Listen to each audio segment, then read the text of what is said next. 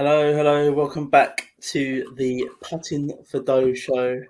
I am your host, Mr. Jack Humphrey. I am joined tonight by only one person tonight, Mr. Nick Wigan. How you doing, sir? I'm good, mate. I'm good. Yeah, Mark didn't make the cut, did he? So he's out for the evening. Hopefully, we'll have him back next week. Yeah, all good. Jack, how are you? Sweating, which is an understatement. Yeah, I will be glad when I'm on holiday on Friday, and I know where I'm going is going to be just as hot. But at least I will have a swimming pool and a load of beer to keep me entertained. So I am envious there. I think I've drank 6 liters of water today, and in the last 2 days, I think I've perspired enough liquid to probably quench the thirst of a less advantaged town in a lesser part of the world. Honestly, I just like this weather. We are not accustomed to this up north. It's grim up north. That saying it's grim up north. It normally is. This weather is not northern weather, so I feel like I'm just melting here. If I'm honest, got eggs in the fridge that have cooked in the fridge. It's that hot. You're not one of those people, are you? Does them stupid videos on YouTube and TikTok and just cooks an egg on the ground or on the bonnet of their car. Like, It don't need to be on the ground, Jack. It's literally in the fridge and it's cooked. That's how hot it is. Just get a life. Don't do things like that. I thought you were better than that, Nick. Anyway, we are here to preview the PickGuru contest and the DraftKings contest for the Freedom Open this week. But first of all, Nick, the Open. What did you think of it, and how did you get on? From a DFS perspective and a betting perspective, not good on the betting side of things. Zero return there. I think my best effort was, Shane Lowry in the end,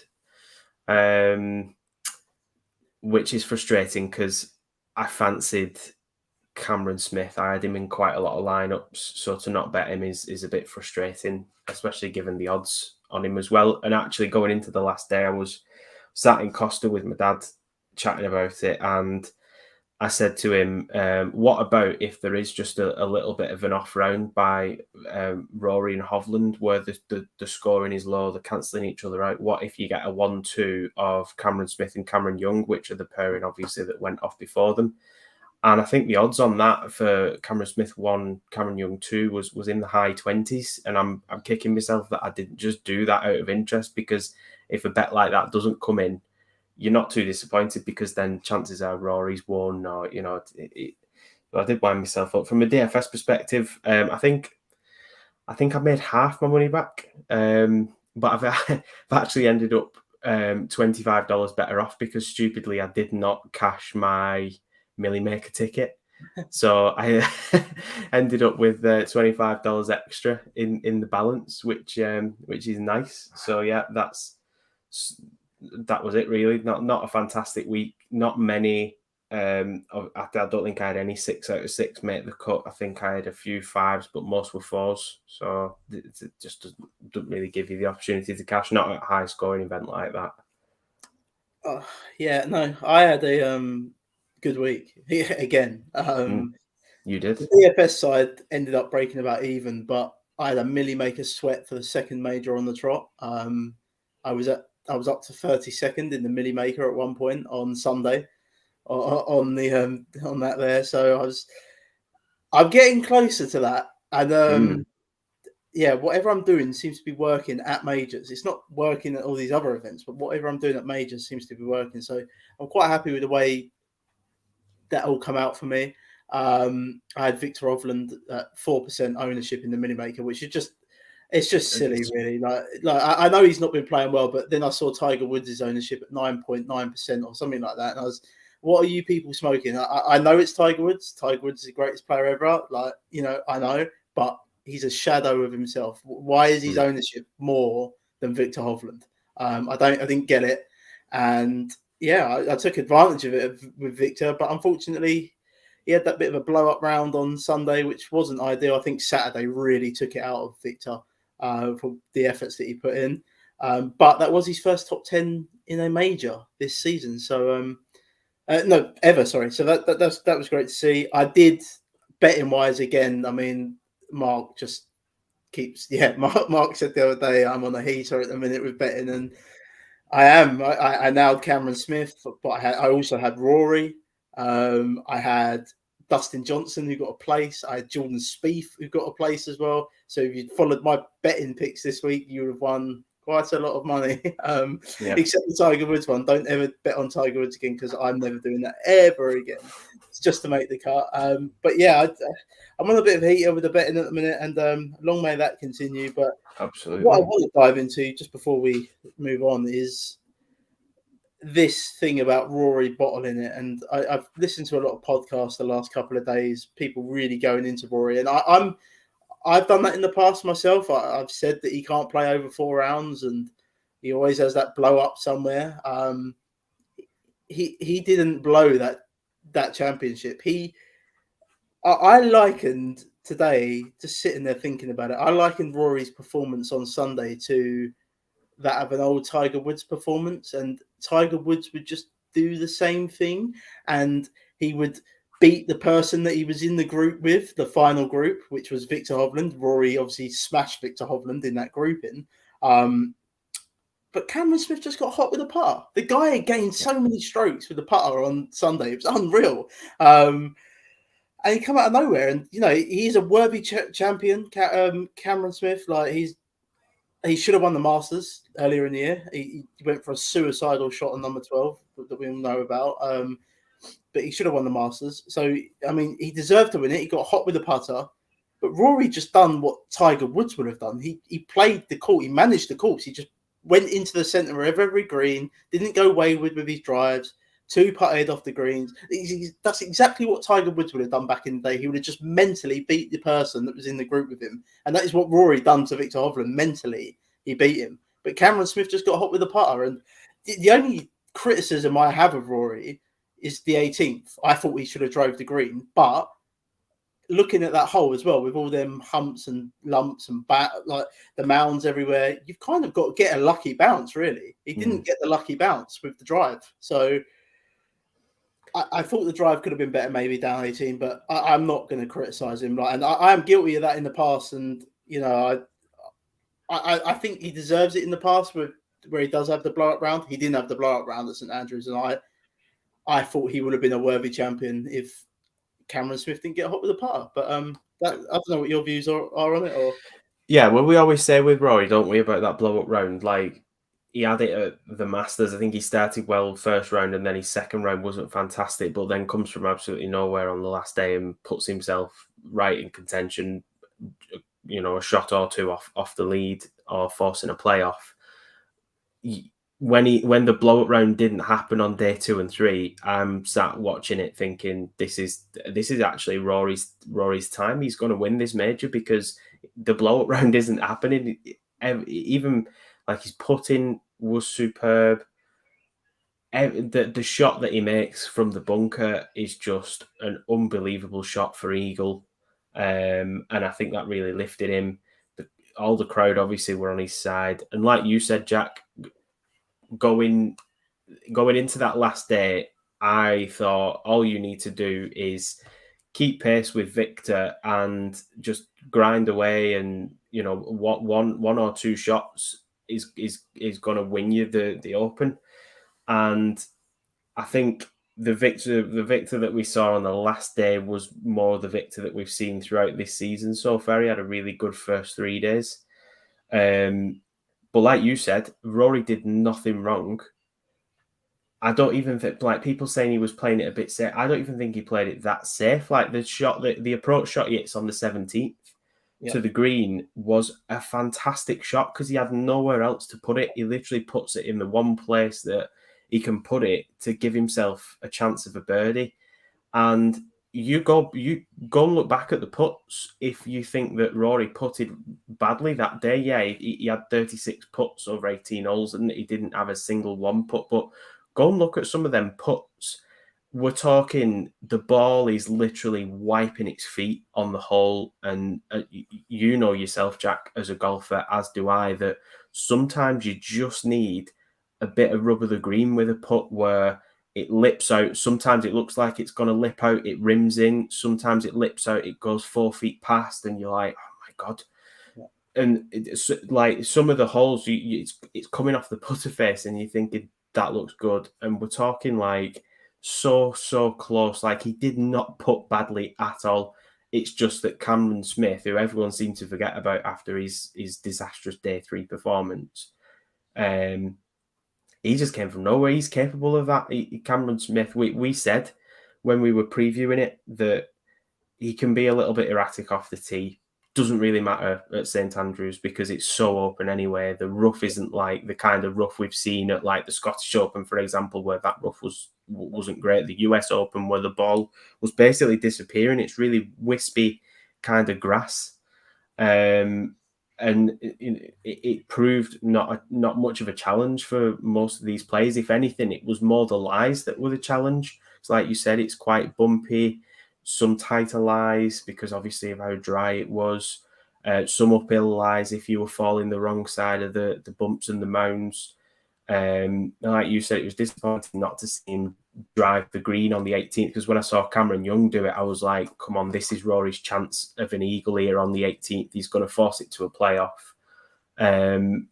But again, you need rubber the green on that 18th, or you're going in the Valley of Sin, and that's a nightmare in itself. So, yeah, I'm with you, Jack. I feel bad for him because he's been the most consistent performer over the 4 majors that we've had this year. He shot 29 under in 4 majors, and he's come away not winning a single one of them. And he's got 4 top 10s and 3 top 5s. He's knocking on the door. He's playing as good a golf as I've seen him play since before he signed for Nike. The major's coming. It's a shame that we're at the end of major season now because he's got a long way. But obviously we've got the FedEx Cup as well to look forward to. But yeah, I mean, what you got to remember with Rory as well, he's 33, and I was watching it. I was chatting to a couple of mates, and I honestly thought he was older than that because it feels like he's been on the tour since about 1994, and he hasn't.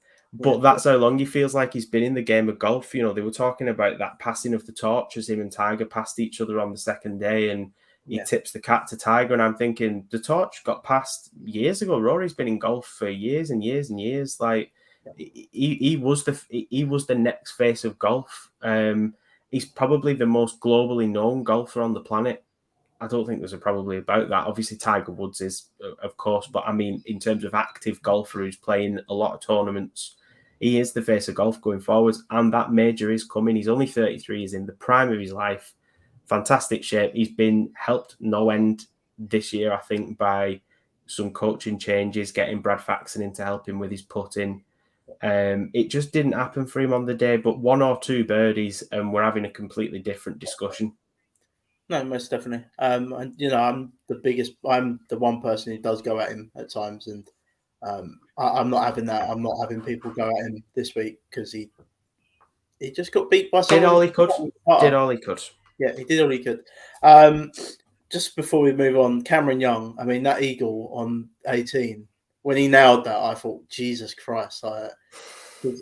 Cameron Smith still had that part, and I was like, oh my God, what a part that is. And I put it out on Twitter today. Cameron Young will win a major before Will Zalatoris does. Book it.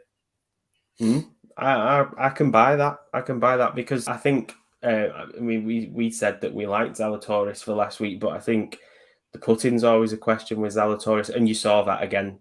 That putting stroke, it came back through the Open, and he didn't put fantastically at all.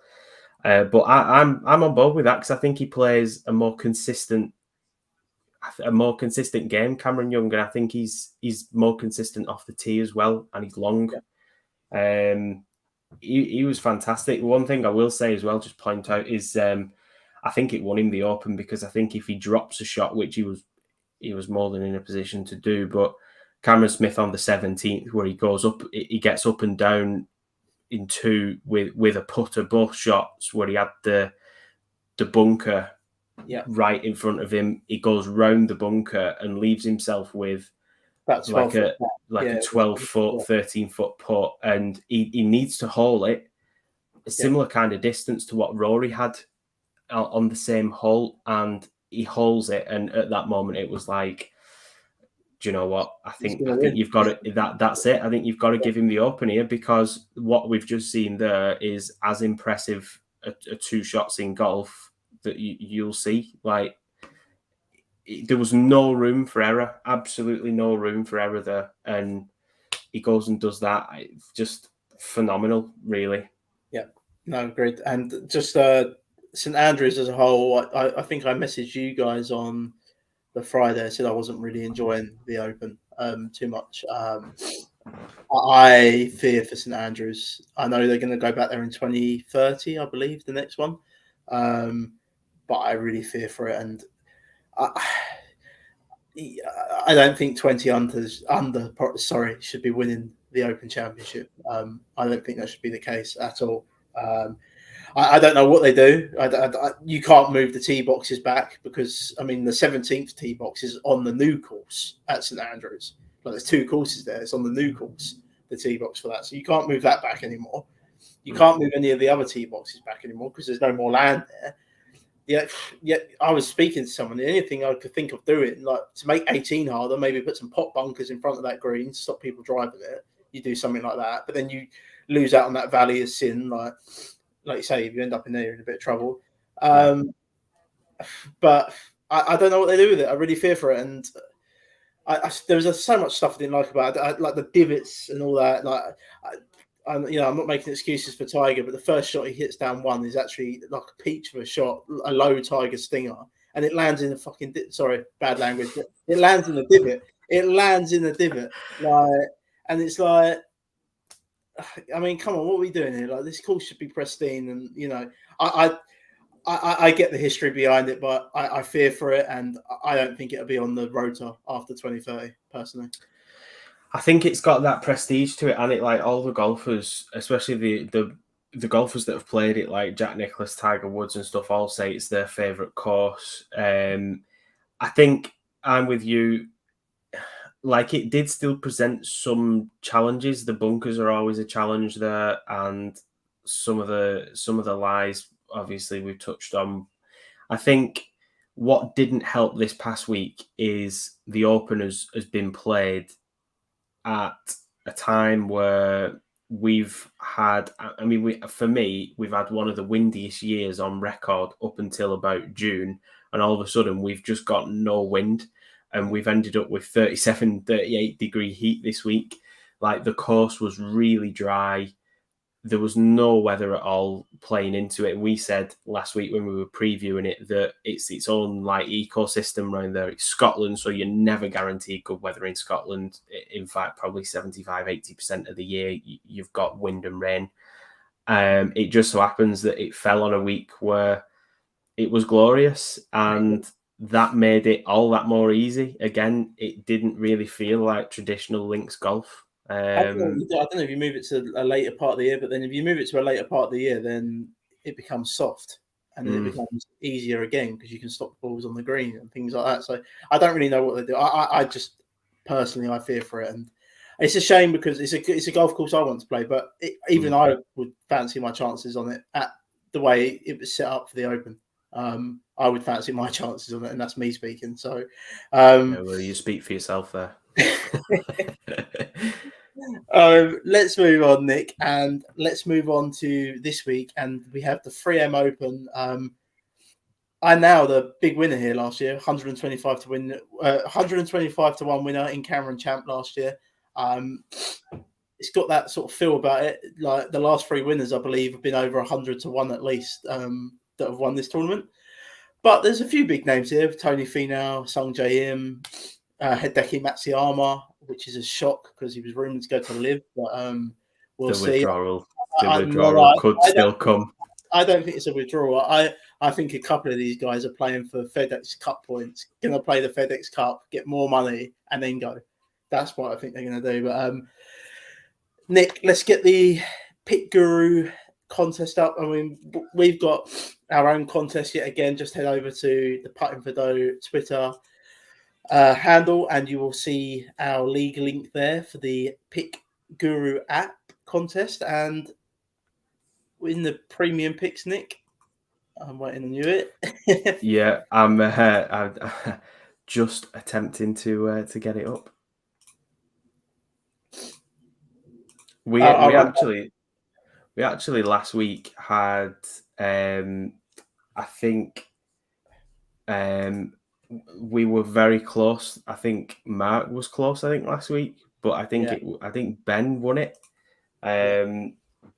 Ben, who does very well on golf on another site as well, which shall remain nameless. But it was another good contest. I didn't really come anywhere near close last week. I don't think any of us did. I think Mark was the closest, and he was fourth. But I think I nailed because they have a live section, didn't they, last week? And I nailed that because I Taylor Gooch.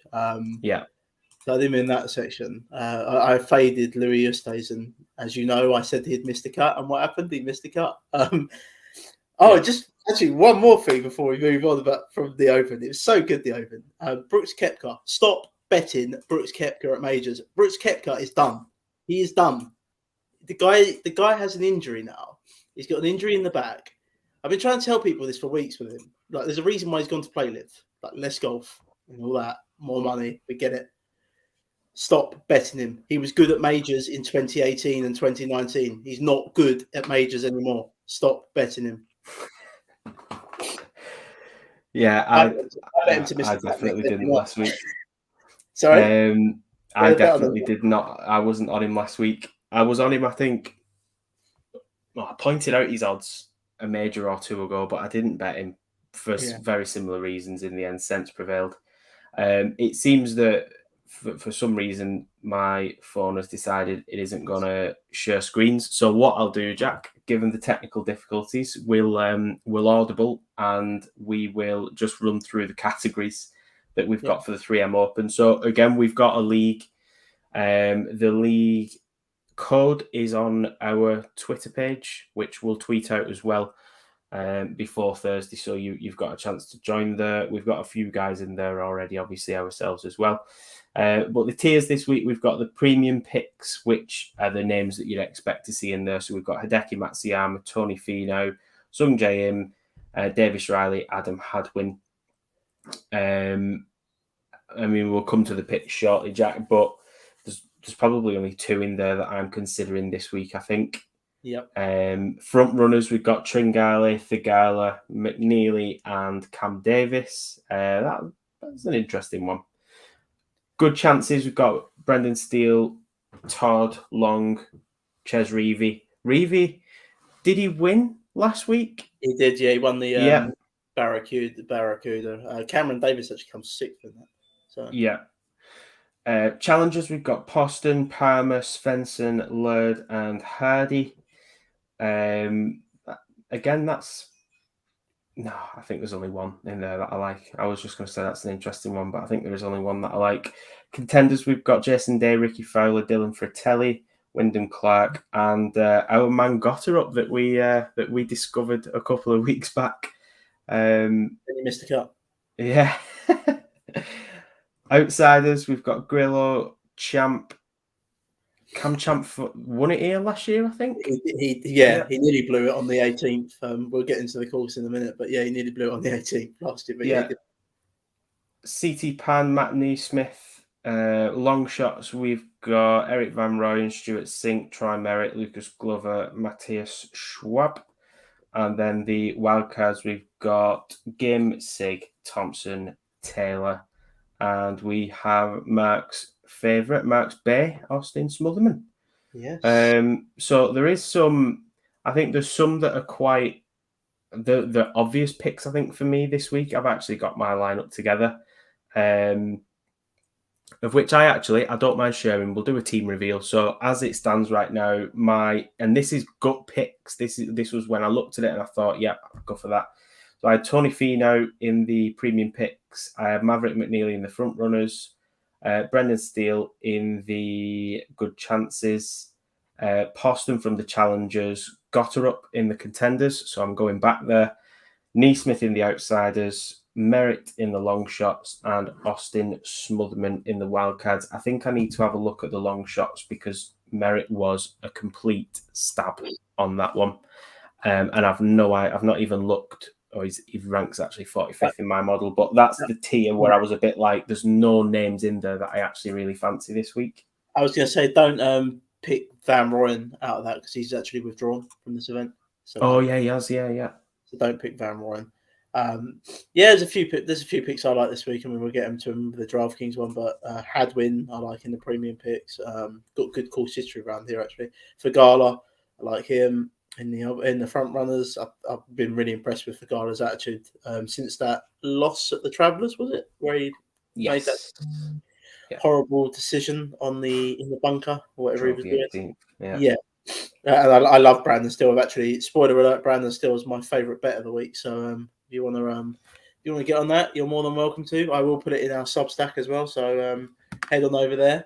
But Nick, you are going to give us a nice course preview tonight, sir. I am. The Twin Cities. So off you go, sir. So I'll just point out as well in the PickGuru thing, they've got the 3M Open. Obviously, we've got our league, but they're also running the Kazoo Classic this week as well, the DP World Tour. And I'll just sneak it in there that I'm going to be at that event on Thursday at Hillside in Southport. I can't wait to watch some live golf. So that's something I'll be having a little dabble on as well, I think, this week.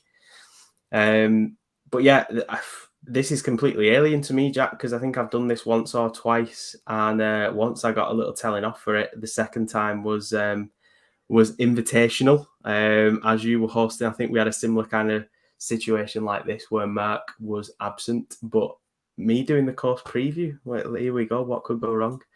So, despite the major season being over, like you just touched on, Jack, I think these kind of events we'll still see some of the top players in there because they're obviously attempting to increase the FedEx Cup points at this stage now. We've only got 3 events until the playoffs in that. This being one of them. So, in terms of the tournament itself, it's played at TPC Twin Cities, which is, if you're not familiar with the term Twin Cities, it is, of course, Minneapolis, Minnesota. Bit of trivia for you there on that. The Twin Cities are basically the 2 main cities in Minnesota, which are Minneapolis and St. Paul. They're the 2 central cities of the region. They border each other. And that's why they're referred to as the Twin Cities. And actually, if you're a fan of baseball, the Minnesota Twins actually have TC on the hat. So a little bit of a pub quiz question for you there. Why does it say TC and not just T or Twins? It's because it stands for Twin Cities. So there you go. Course is a par 71. It's certainly not a long course compared to some that we see on the tour. It clocks in at 7,431 yards. The greens here are bent grass, as are the fairways. Originally, it was designed by Arnold Palmer, but it has been redesigned in recent years by Tom Lehman, and it was used, I think, for about 18 years as the course that hosted the PGA Tour Champions event up until about 2018. And the 3M Open's been here for the last few years. Pretty easy course. Weather can have a say in the scoring, as obviously it can at any golf course. But as things stand now, looking at the weather forecast, it does look pretty decent for the whole weekend. Minimal wind. I think the highest I saw it was 14 miles an hour on Thursday, but Friday through to Sunday, it's sort of like 8-9 miles an hour, which is nothing wind really for these kind of golfers. So very, very flat course, hardly any elevation anywhere. So it should get torn up. There'll be high scores this week. There is water in play on 15 of the 18 holes, but they're not really in play. It's not really in play as such because The landing areas on this course are really generous. The fairways are big. So though the water is there, it's in play. I don't suspect it'll cause a massive amount of trouble at this course like it does at some. Easiest hole is the par 5 12th, which clocks in at 592 yards as a monster. It does present birdie opportunities to over 53% of the field. There's 3 par 5s this week. They are all big par 5s. They're all just shy of 600 yards. So your big, accurate drivers of the ball stand the chance to get green in 2. So eagle scoring could potentially be something that you've got to consider this week.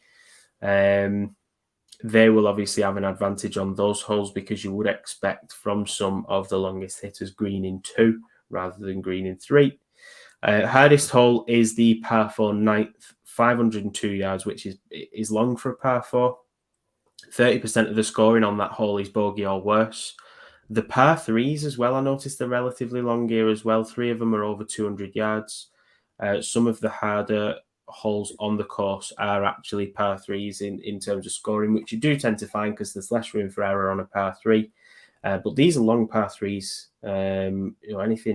I think anything sort of 170, 180 plus is reasonably long for a par 3. So the fact that some of these are over 200, again, just something to think about with the scoring. Driving distance and accuracy correlate quite well at this course. But that said, there have been winners here who don't hit that far or as accurate off the tee. Again, because the fairways are very forgiving, you don't have to be really accurate off the tee or be a fantastic player in terms of strokes gained off the tee. I think if you're good overall tee to green, then you're in with a chance here this week. Last year's winner, Cameron Champ, 15 under. Michael Thompson is one of those that aren't necessarily a long hitter. He won it in 2020 with 19 under. And Matthew Wolff, now of the Live Tour, 21 under, won it in 2019. That is pretty much it, Jack. What's your sort of your course key metrics, key stats this week that you're looking at? Well, it's a big one again, Nick. You'll be you won't be surprised with that, but I've got strokes gained off the tee. I've got good drives gained, driving distance, strokes gained on the approach is key for me again this week. Long-term proximity from 175 to 200 yards, long-term proximity from 200 plus yards, sand saves, strokes gained putting on bent grass. I've also got I've brought back the strokes gained from 0 to 5 foot and 5 foot to 10 foot this week, just because we're back to more of a regular event. It's not links golf. Par 5 scoring, birdies or better gained, and then the comp courses I'm looking at are Twin Cities, PGA National, TPC Boston, TPC Sawgrass, TPC Deer Run, and the Detroit Golf Club. So it's a big one again. Yeah, that is big, and a lot of things that I've got similar as well. I think I've thrown in strokes gained par 5s 550 to 600 and par 4s 450 to 500 because there's quite a few that fall into that bracket as well. Got some long par 4s here this week. So, well, on the whole, yeah, I'm with you. One thing I will say is greens in regulation are quite high at this course because the greens again are they're pretty generous, quite easy to hit. So where we've been looking at strokes gained around the green in previous weeks, I don't think it's as important this week. I'm with you, Jack. Strokes gained on approach, obviously, every week. And the sort of the driving distance, good drives gained, definitely up there for me this week as well. And yeah, that's the course preview. So I hope I've done you proud there for a week, Jack. You have. I'm impressed. You can have it for the rest of the time now, Nick. You got. I know you like it too much. I would not take that from you. Let's get the DraftKings contest up then, and then so Chinese female headline there at number 1, $10,500. That's not as high as we normally see the top guns, is it really, with DraftKings? No. But he's a top price guy there. Hideki Matsuyama, Song Jae Im, Sahith Theegala, Adam Hadwin, Maverick McNeely, and Davis Riley. That's your top sort of guys there. Nick, who's standing out for you? I mean, I think we're probably going to be the same here. Tony Finau stands out number 1 in my model. Similar?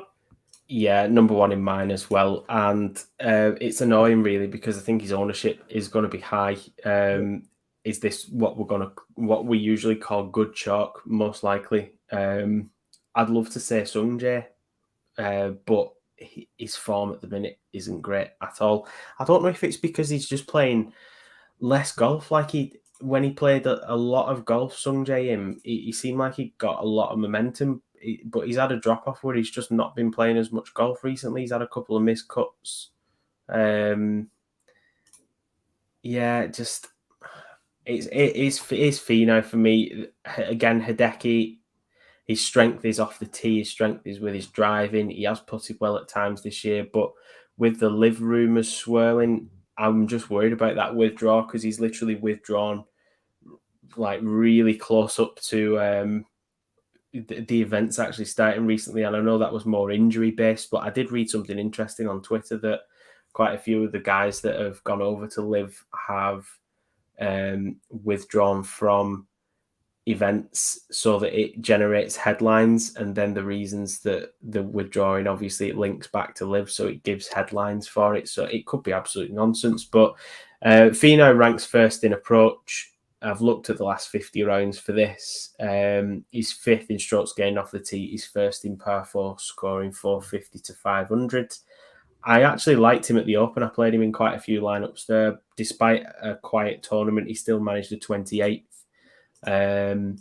It's as simple as that for me, Jack. All in on Tony Finau this week, I think, and it is annoying because I think his ownership will be high, but I'm just going to play him. No, that's fair enough, mate. I mean, if I'm playing the Millie Maker, I'm not playing Tony Finau. I'm probably going to go to Sung Jae because I mean he didn't play particularly well at the Scottish Open, and then he obviously was dead last after the cut at the Open itself. I think pretty much. So yeah, he had a poor Open Championship, but just for ownership, I will gravitate to him. I do like Thagala this week as well, and Adam Hadwin. There's a few guys up this top. I like Davis Riley. Davis Riley actually out the highest out of all of those guys I just mentioned there. He's fifth within my model. Strokes gained approach over the last 24 rounds. He's third in this field. Strokes gained total. He's second in this field over the last 24 rounds. I'm basing it on a smaller sample size this week as well. I'm just like, it's hard with these events because I don't want to do it over such a long period. I just want the form that they're in now. So yeah, I think Davis Riley. I'm with you on Tony Finau. He's number one within my model, but he will be very highly owned. Let's move down the list. We got Cameron Davis, who was sixth last week. Cameron Tringali, Ches Reavie, who won last week the Barracuda Championship. Adam Long, JT Poston, Brandon Steele, Martin Laird, Nick Hardy. They round out the eights. Who's your favourite there, Nick?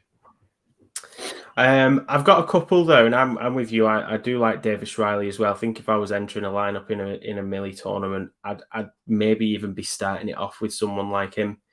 But in the eights, JT Poston, I'm back there again. He missed the cut at the Open, but before that, he was running up at the Travellers. He won the John Deere. Obviously, I bet him at that and won unknowingly.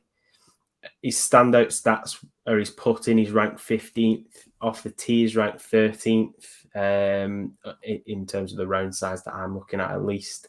And his birdie or better scoring is really good as well. Obviously, this is going to be a scoring week this week, so it's something that I'm considering.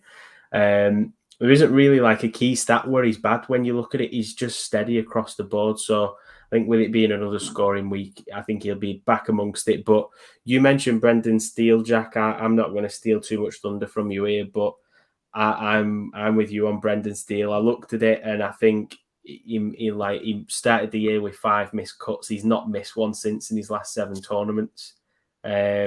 It looked like earlier in the year he was really struggling with his approach play. He wasn't gaining many strokes off the tee. It is an area of his game where he has improved. I think the thing is with stuff like that is your approach playing off the tee is fundamental when it comes to golf. So you can go through spells where you might be really off putting, but chances are you're not going to forget how to swing a golf club overnight. And I get that some golfers have certain strengths. So some are really good iron players, some are really good drivers of the ball. But historically, if you've been fairly consistent in both, you don't just forget how to golf. There'll be something that maybe he's changed at that point, or something that had crept into his swing that he's corrected, which he seems to have done because, like I said, hasn't missed the cut in his last 7. Turned things around at the Arnold Palm. Has been fantastic with everything but the putter really since, and obviously around the greens as well. But I just don't think that's as important this week because the greens are easy to hit. So sign me up for Brendan Steele. I really like him this week, and I'm with you, Jack. If I'm going to bet someone, I'd be tempted to bet him. Well, he come ninth for the PGA Championship. Like you say, it's just a putter where he's losing strokes. Last time we saw him was at the Travellers, and he come 25th there. And he lost 6.2 strokes putting. He still come 25th. Yeah, it's crazy. It's crazy. That is a crazy stat. I like him. He's fourth within my model. He's second over the last 24 rounds on the approach. Good drives gained. He's first in this field. Proximity from 200 plus yards out. He's second in this field. He's got good course history on all the comp courses that I like. Strokes gained on par 5. He's seventh in the field. He's my favourite option within this range this week. I just love him, and I will have a lot of Brendan Steele this week on betting and DFS, Nick. Yep. Let's move down and we get to Ryan Palmer, got her up, Jason Day, champ, the reigning champion here, Brandon Todd, Ricky Fowler, Adam Svensson, Dylan Fratelli, Grillo, Wyndham Clark, Matthew Neesmith, CT Pan.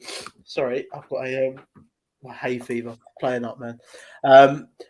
Grillo, Wyndham Clark, Matthew Neesmith, CT Pan, Garrett Higo, who's I don't know. He's found a little bit more form again. So, who'd you like within that little range there, Nick?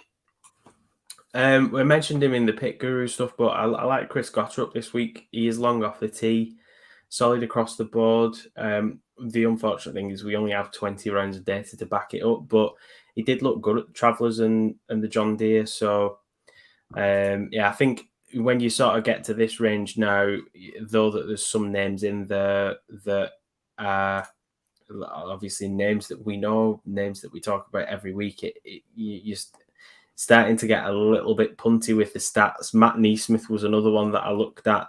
He's ranked 5th in approach in my model, 4th in good drives, decent scoring on long par 4s and par 5s, good cut maker as well. Matt Neesmith, since the Amex in January, he's played 17 events. He's only missed the cut 5 times, which is pretty impressive, really. Yeah. Those were the two that stood out for me in the sort of the 7.5 and above range. I like Grillo in this range, actually. He is 12th within my model this week. He's number 1 in proximity from 200 plus yards out, so I like to see that. Strokes gained par 5 is 9th. Everywhere else he's sort of green. The only place he's losing strokes is with the putter.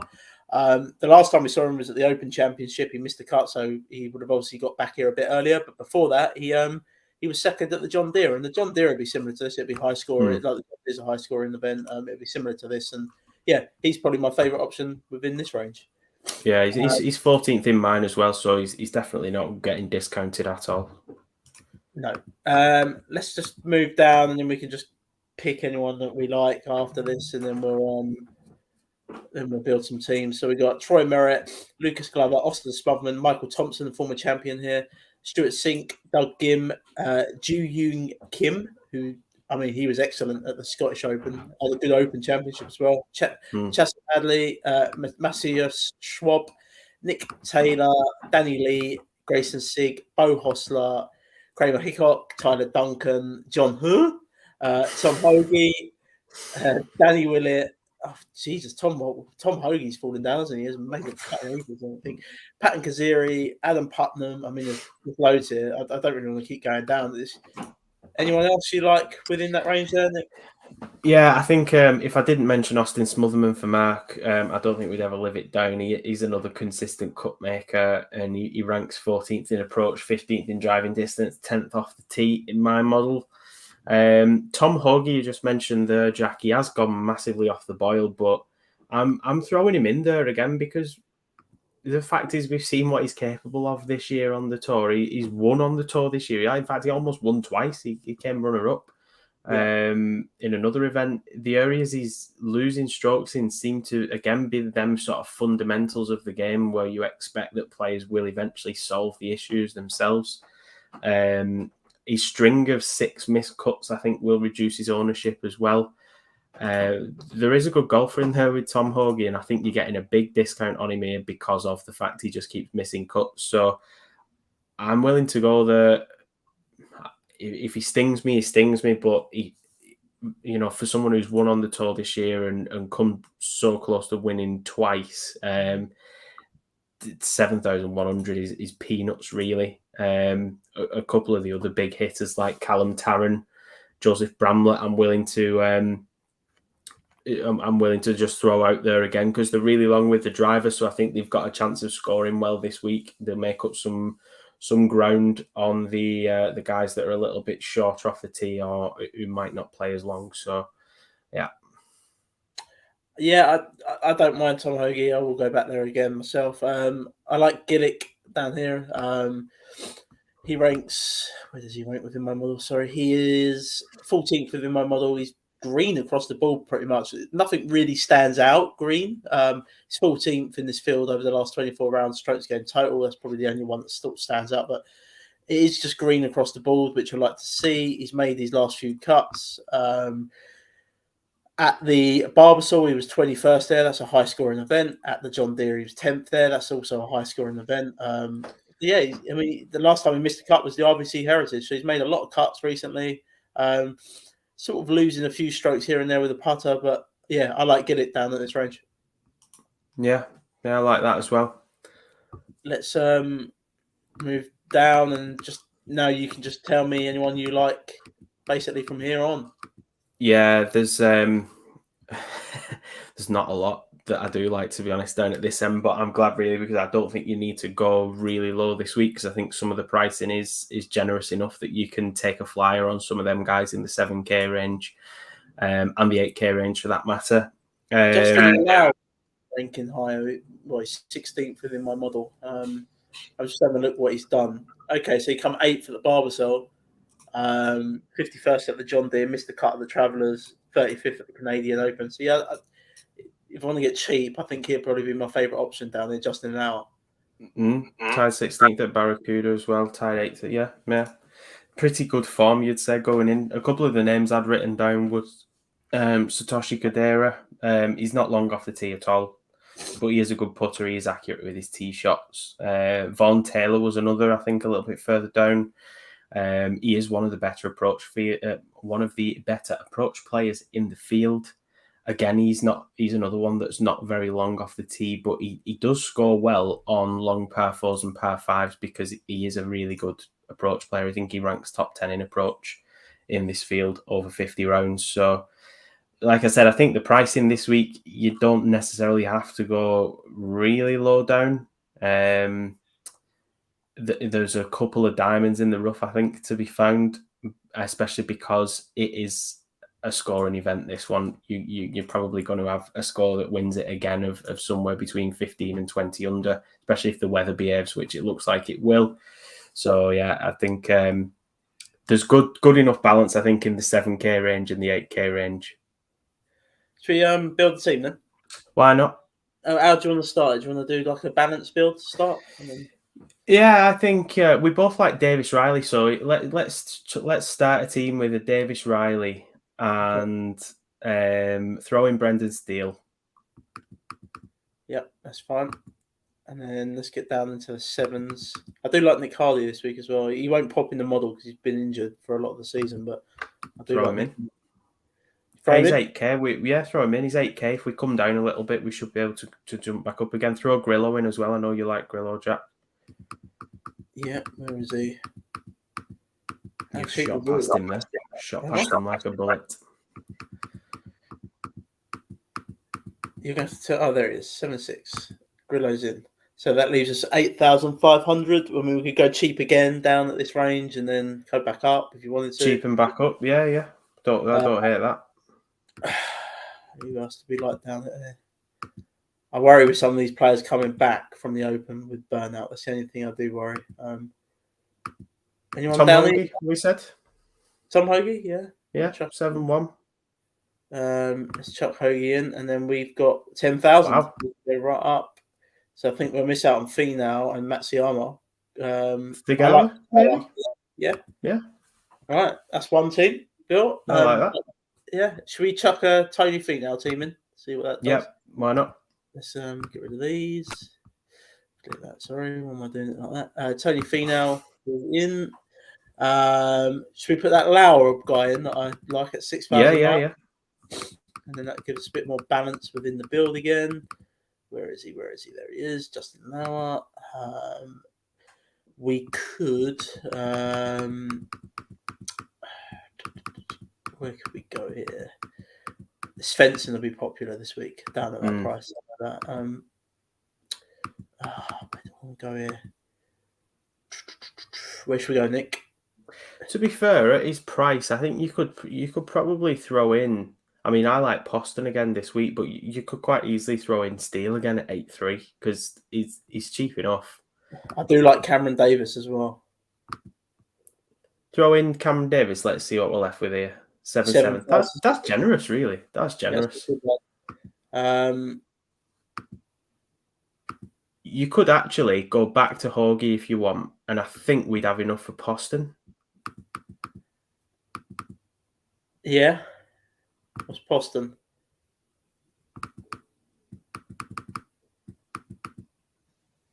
Oh, we wouldn't have enough. No, we've got 8,300. I don't mind sticking Nick Hardy in this lineup. Yeah. Let's stick Nick Hardy in that lineup. So, yeah, we like that one. And then let's just build one more. Let's try and get two of these top guys in. Top heavy. Let's just go. I don't want to put Finau on this one. Let's do Matsuyama because let's try and do like a low ownership, top heavy one. So, Fagala will be popular. Let's not put him in. Let's put Matsuyama and Sungjae in. So I think they'll be lower owned. Well, definitely Sungjae. Let's come down. Should we put the reigning champion, Cameron Champ? Why not? Yeah. I mean, he is boom or bust, but I think Smotherman might be quite popular. Him, who's done well. Yeah. Let's stick him in. And then that leaves us 7,300 still. So we could come down again and try and get back up. We could go to Tom Hoagie again here, or Pat Gaziri, because, I mean, I love a bit of Pat Gaziri. I love that punishment. Yeah. And then we like Penn. 7,500. CT Pan? CT Pan was the name that I would, CT Pan. I don't mind that either. Again, like that's just I think that's quite a highly volatile lineup this week, but I think that's the type of lineup you can build this week and potentially win with, personally. Yeah, and you could. I think the top two they're interchangeable. If we went for two that were around that 10k region, but if you did want to build a Finau and a Riley, or a Finau and a McNeely, or whatever you want to build, that's quite possible to do. So I think this 7k range is generous pricing this week. Yeah, most definitely. Nick, that is another show done for another week. I am not here next week. It's just going to be you and Marky Mark. Just me and Mark. Yeah. Previewing the Rocket Mortgage Classic, I believe. So, but guys, head on over to Putt and Vido Show on Twitter. All our links are over there. DraftKings links for the contest. I've got Kazoo Classic link for the DP World Tour as well on DraftKings. So if you want to play that, you can. We've got our PickGuru app links and everything on there. So come on over and play. It'll be good fun this week. Bit of a different event, but it'll be high scoring, but it'll still be quite good fun. Nick, sign us off, sir, please. Drivers for sure, put in for dough, and we will see you again next week. See you later, guys.